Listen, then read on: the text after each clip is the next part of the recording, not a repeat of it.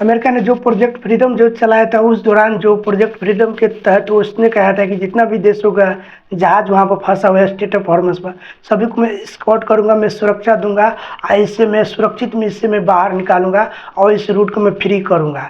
उसके तहत जो उसके जवाब में ईरान ने बोला कि कोई भी जो यहाँ पर से गुजरे कोई भी जहाज, तो मेरा परमिशन, मेरा इजाज़त के बिना तुम उसको पर बड़ा हमला करूँगा। और उस दौरान जो प्रयास किया गया प्रोजेक्ट फ्रीडम के तहत, बहुत सारा देशों के शिप जो प्रयास किया गया ट्रम्प के जो अमेरिका के द्वारा निकालने का प्रयास किया गया, तो वहाँ पर बड़ा टकराव हुआ, अमेरिका और ईरान का टकराव हुआ। इस टकराव के और साथ साथ ईरान ने जो अमेरिका के दुबई पर जो बड़ा अटैक किया, स्पेशली रिफाइनरी और जो वहाँ पर जो बंदरगाह है उस पर अटैक किया, वहाँ पर बड़ा नुकसान हुआ। ये फुल स्केल वार में जब बदलने लगे और बढ़ने लगे, तो वहाँ के स्पेशली जो मीडिएटर देश और जो न्यूट्रल देश, स्पेशली मिडिल ईस्ट के जो सऊदी, कतार, दुबई, ये सभी देश ने मिलकर इसलिए डोनाल्ड ट्रम्प को कहा कि ये वार में नहीं बढ़ना चाहिए, क्योंकि ट्रम्प उसको ईरान को टाइम देना चाहिए नेगोशिएशन टेबल पर आने के लिए और उसको वेट करना चाहिए, क्योंकि जो बैक चैनल के थ्रू बात हो रहा था तो कुछ इस प्रकार को सिग्नल ट्रम्प को दिया। तो ट्रम्प ने इस सिग्नल को बोला कि सही में ईरान पीस प्रपोजल चाहता है, तो इमीडिएट ये जो प्रोजेक्ट फ्रीडम जो चलाया था वहाँ पर रोक दिया। जितना भी देशों का जो एस्कॉर्ट कर रहा था, जो सुरक्षित वहाँ से निकालने का प्रयास कर रहा था, सभी को वहीं पर अटका दिया, स्थगित कर दिया। बोला कि बहुत जल्द ईरान की तरफ से शांति वार्ता होने वाला है और शांति वार्ता हो जाएगा। उसके जवाब में फाइनली उसके जो वेट कर रहा था उसे 2 से 3 दिन हो गया, उसके फाइनली आज जवाब आया है। सेम वैसा ही कंडीशन जो पहले जो ईरान ने जो अपना जो रखता है, जो डिमांड रखता है कि सेंक्शन हटाओ, सीज फायर लागू करो और न्यूक्लियर के मैं लेटर में बात करूंगा। इसके जवाब में ट्रम्प ने बोला है कि Trump's call Iran response to peace plan totally unacceptable as a ceasefire practice. तो उसने जो इसको जो अनस्टेबल बोला है, अनएक्सेप्टेबल बोला है, जो उसको रिप्लाई जो आया है, जो स्पेशली ईरान की तरफ से जो वेट कर रहा था, जो अमेरिका जो वेट कर रहा था, उसको रिप्लाई में तो देखे तो इस तरीके का जो प्रयास कई बार बैकग्राउंड में आकर जो देखे, तो इस तरीके का प्रयास कई बार किया गया, स्पेशली जो पाकिस्तान में, इस्लामाबाद में तो डायरेक्ट टॉक भी हुआ। दोनों देशों को डेलीगेशन, अमेरिका और ईरान का डेलीगेशन डायरेक्ट टॉक हुआ। वहाँ पर 21 घंटा शांति वार्ता हुआ, मगर वहाँ पर शांति वार्ता फेल हो गया। स्पेशली जो न्यूक्लियर इनरिचमेंट है वहाँ पर ये डेडलॉक लग गया। वहाँ पर जो कोई भी देश अपना यहाँ पर कंप्रोमाइज़ करने के तैयार नहीं हुआ, वहाँ पर सीज फायर टूट गया और फैला। उसके बाद ईरान ने वहाँ पर अपना और स्ट्रांगली वहाँ पर जो स्टेट ऑफ हॉर्मस का उस पर कंट्रोल कर लिया, और के उसके बदले ने अमेरिका ने भी वहाँ पर ब्लैकेट लगा दिया और उसको वहाँ पर जो अगर जो वहाँ से कोई भी देश को नहीं गुजरेगा, स्पेशली ईरान को भी वहाँ से मैं गुजरने नहीं दूंगा, और प्रेशर प्लस इकोनॉमिक्स प्रेशर वहाँ पर बनाने लगा। उस तरह का जो यहाँ पर देखे तो बैकग्राउंड। और दूसरा जो देखे लेबनान और इजराइल में आज का जो सिचुएशन है, तो वहाँ पर आज भी टकराव हुआ। उसमें बोला गया है, कई सोर्सेस के माध्यम से बताया जा रहा है कि 9 लोगों को मारा गया है। जो इजराइल ने स्ट्राइक किया है लेबनान में 9 लोगों को मारा गया है, और कई सोर्सेस के 39 लोगों को मारा जा रहा है। उसको जवाब ने जो हिजबुल्लाह उसको जवाब ने जो हमला भी किया है, तो उसमें भी इजराइल के जो एक सैनिक को मारे जाने के जो सोर्सेस के जरिए पता चला है। और देखो तो सीज फायर वहाँ पर भी है, ईरान और अमेरिका और लेबनान और इजराइल में सीज फायर है, और ये सीज फायर बहुत फ्रेजाइल है। कोई भी सीज फायर अस्थायी है। सीज फायर जो नाम के लिए सीज फायर है, मगर ग्राउंड रियलिटी देखो तो दोनों यहाँ पर ईरान और अमेरिका का मुठभेड़ रुक रुक के चल रहा है, रुक रुक के छोटा मोटा हो रहा है। वहाँ पर तो देखो तो लेबनान वहाँ पर तो बड़ा, यहाँ से भी ज़्यादा वहाँ पर मौत हो गया। वहाँ पर जो बताया जा रहा है कि बहुत 27 हज़ार लोग मौत हो गया। जब भी का आंकड़े जो लेबनान को जो निकाले, तो वहाँ पर सोर्सेस के जरिए बताए जा रहे 27 हज़ार लोगों का अब तक मौत हो गया है। तो कुछ इस प्रकार का एग्जैक्टली हुआ ये है कि जो एक प्रपोजल में जो आपको जो मैं बोल रहा हूँ कि जो ईरान में अमेरिका ने, तो अमेरिका को जो न्यूक्लियर के लेकर रहे थे, स्पेशली ईरान जो न्यूक्लियर के लेकर बोला कि मैं ये दूसरा देश के मैं दूंगा। ये मतलब जो न्यूक्लियर में इसमें बोला कि मैं न्यूक्लियर के लेकर मैं वार्ता करूंगा, जो एग्जैक्टली आज ये ईरान को जवाब आया है। तो मगर ये इसमें होगा कि मैं दूसरा देश के, स्पेशली मैं अपना अलायंस को, जो आपको पता ही है कि कई बार जो रसिया को माना जा रहा है कि रसिया की तरफ से बोला है कि मैं ईरान को न्यूक्लियर जो इंरिचमेंट में रखने के लिए मैं तैयार हूँ। और यहाँ पर ट्रम्प ने इसे मना कर दिया कि नहीं, रिजेक्ट कर दिया कि मैं नहीं, वो रसिया और उसको अलायंस को नहीं दूंगा। ये आप लिमिट करिए। लिमिट मतलब जो 2-3% होते हैं जो अपना जो डोमेस्टिक के लिए, जो एनर्जी के लिए, इलेक्ट्रिसिटी के लिए इतना भी रखें, और जो न्यूक्लियर बनाने के इसके आप नहीं बनाए। नहीं तो आपको एक जो पीस भरता हुआ तो उस दौरान बोला था कि 20 साल के लिए इनरिचमेंट रोक दीजिए, बट उसको ईरान की तरफ से बोला तो मैं 5 साल के लिए मैं इसको रोक देता हूँ। तो वहाँ पर कुछ इस तरीका का है। तो वहाँ पर ट्रम्प ने इसीलिए यहाँ पर बोला है कि टोटली अनएक्सेप्टेबल है, ये शांति वार्ता नहीं हो सकता इस तरीक़ा से। आप जो नहीं मानते तो मैं इसके बोला कि बड़ा हमला, और कई सोर्सेज से माना जा रहा है कि सैनिक तैयारी कर रहा है इजराइल और अमेरिका बड़ा अटैक करने के लिए, स्पेशली ईरान पर। ईरान ने इसके जवाब में बोला कि अगर कुछ भी बड़ा हमला होता है तो मैं भी इसको बड़ा हमला, और बहुत मैं वो बड़ा हमला इसको मैं जवाब दूंगा।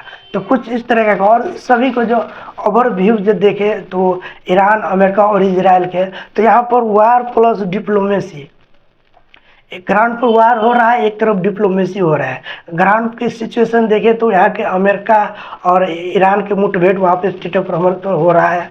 वहाँ पर जो देखो लेबनान और जो वहाँ पर जो इजराइल को, तो वहाँ पे हिजबुल्ला और जो आईडीएफ के जो है, दोनों को वहाँ पर कितना भी बड़ा हमला हो रहा है। वहाँ पर जो देखे तो कितना सारा, तो इस तरीक़ा से डिप्लोमेसी में जो देखे तो Pakistan middle east web channel के थ्रू बात प्रयास किया जा रहा है कि ऑलमोस्ट हो जाए। सभी देश इसमें, स्पेशली मिडिल ईस्ट के जो कंट्री है, इसको चिंता है कि अगर ये नहीं होता है डील, तो स्पेशली चिंता है वो मिडिल ईस्ट के सऊदी कतार जो दुबई है, उस देश को बड़ा चिंता है इसके लेकर। तो इनडायरेक्ट रूप से पाकिस्तान को हेल्प कर रहा है इस मेडिटेट में।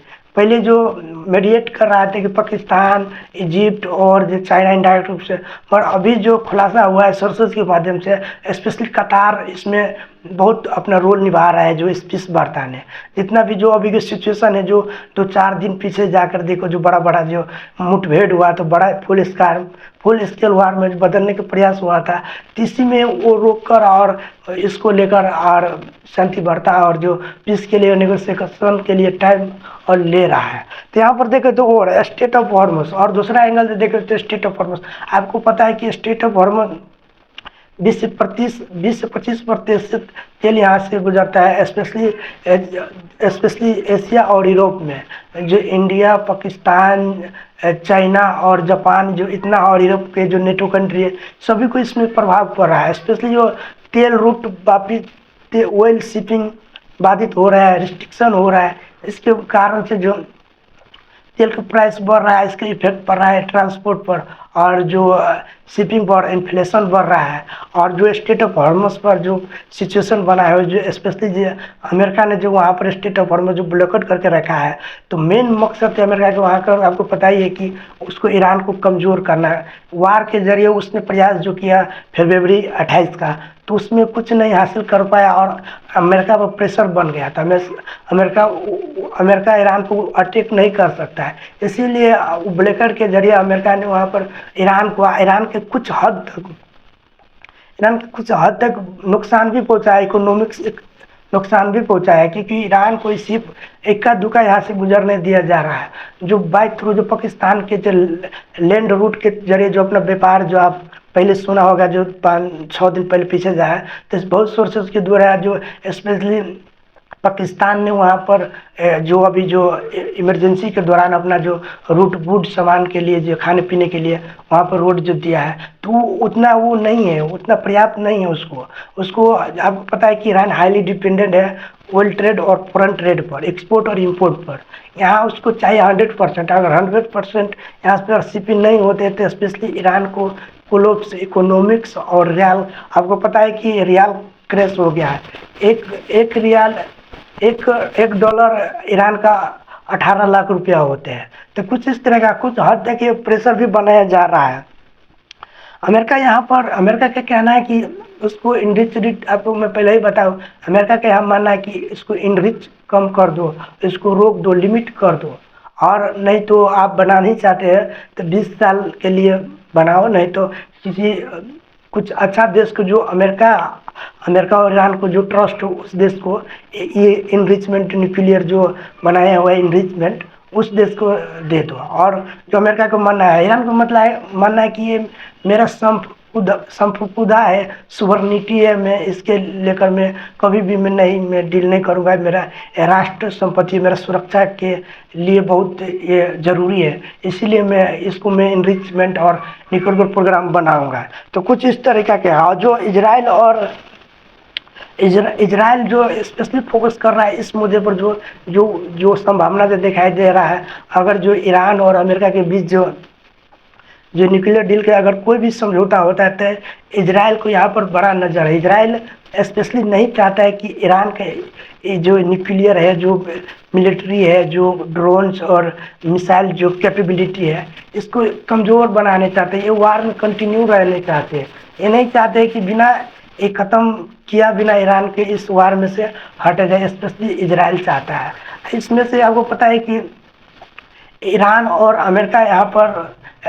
अमेरिका दोनों इस वार में से हटना चाहता है। कुछ अच्छा शांति वार्ता हो जाए, डील जो दोनों जो कम्प्रोमाइजेबल लाइफ हो, इसके लेकर जो दोनों प्रयास कर रहे हैं। और यहाँ पर मैंने बताया कि ईरान को यहाँ पर सिक्योरिटी और चिंता कंसर्न बना हुआ है कि अगर ये डील जो सस्ता डील हो गया, फ्रेजाइल डील हो गया, तो उसके लिए थ्रेट है, इजराइल के लिए थ्रेट है। स्पेशली ईरान जो अगर जिस तरीके का जो सेंसर हट गया, उसको रिलीफ अगर न्यूक्लियर के लेकर कुछ डील होता है तो प्रॉक्सी और मजबूत हो सकता है। ईरान को जो इकोनॉमिक्स जो रियल जो क्रैश हुआ है, ये सभी फ्री रीग्रुप और फिर उसी और कैपेबिलिटी बढ़ सकता है। तो इसीलिए यहाँ पर इजराइल के बड़ा टेंशन है इसके लेकर।